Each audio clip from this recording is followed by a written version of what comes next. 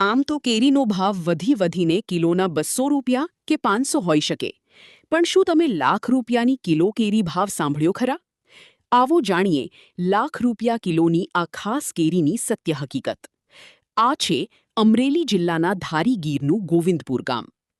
ગોવિંદપુર ગામના પ્રગતિશીલ ખેડૂત નરેન્દ્રભાઈ વણપરિયાએ વિશ્વ પ્રસિદ્ધ જાપાનની મિયાઝાકી કેરીનું સફળ ઉત્પાદન શરૂ થતાં ખેડૂતો અને બાગાયત ક્ષેત્રમાં નવી આશા ઉજ્જવળ કરી છે.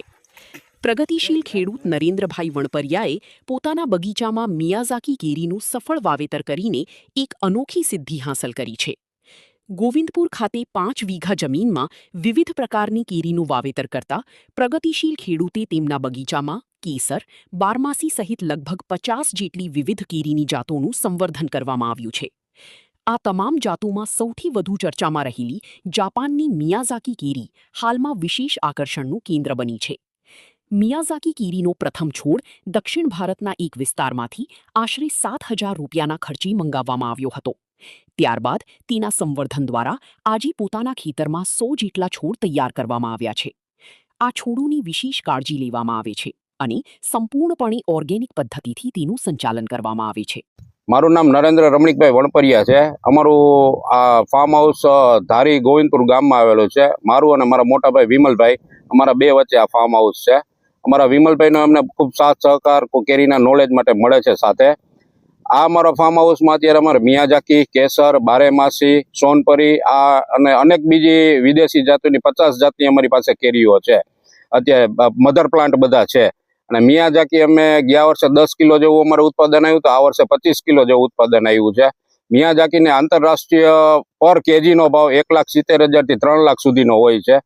અને આ બગીચો અમે દેશી ખાતર અને જીવામૃતના પ્લાન્ટથી આખો ડેવલપ કરેલો છે. અને એ જ યુઝ કરીએ છીએ. ઇંગ્લિશ દવા કોઈ પણ જાતની અમે યુઝ કરતા નથી. 100% અમારો ઓરિજિનલ ઓર્ગેનિક બગીચો અમારો બનાવેલો છે. અને આના મિયાઝાકીના, કેસરના, સોનપરીના અને બારેમાસીના ઓરિજિનલ અમારા મધર પ્લાન્ટના રોપા જોતા હોય તો તમને હાજરમાં મળી જશે. 7 થી 8 વીઘામાં અમારે ટોટલ આખો બગીચો છે. હવે જાપાનની જે મિયાઝાકી કેરી છે ત્યાં એનો ખૂબ સારો ભાવ મળે છે. એટલે એનાથી આકર્ષાઈ અને આપણા જિલ્લા અમરેલી જિલ્લાના ઘણા ખેડૂતોએ એમાં પ્રયોગ હાથ ધર્યો અને અમુક છોડ છે એ ઉછેરેલ છે. બરાબર છે. પરંતુ આપણી આબોહવા અને ત્યાંની આબોહવામાં ફરક હોય છે. સાથોસાથ આપણી જે જાત છે કેસર છે એ ખૂબ સારી અને ખૂબ સ્વાદવાળી હોય છે. એના પ્રમાણમાં એનો સ્વાદ એટલો ફીકો હોય છે, એટલે સામાન્ય લોકોમાં એ પ્રચલિત થવાની સંભાવના ખૂબ ઓછી છે. એટલા માટે સામાન્ય રીતે ખેડૂતોએ જે આપણી જાત છે, નીવડેલી જાત, એ કેસર જાતનું જ આપણે વાવેતર કરવું જોઈએ.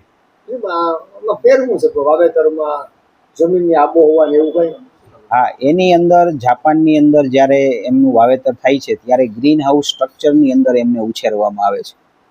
એને દરેક પ્રકારનું સમઘાત વાતાવરણ પૂરું પાડવામાં આવે છે. એનો ઉત્પાદન ખર્ચ ખૂબ વધી જાય છે, એટલે ત્યાં એ મોંઘા ભાવની મળે છે. ત્યારે આપણે અહીંયા આબોહવા અનુકૂળ હોવાથી કેસર સામાન્ય રીતે ખુલ્લા વાતાવરણમાં પણ અને અન્ય કેરીઓ પણ સામાન્ય રીતે ખુલ્લા વાતાવરણમાં આપણે કરી શકતા હોય છે. પરંતુ ત્યાંની આબોહવા અને અહીંની આબોહવામાં ફરક હોવાથી એના જેવી જ કેરી મિયાઝાકી થવી એ આપણા વાતાવરણમાં મુશ્કેલ છે.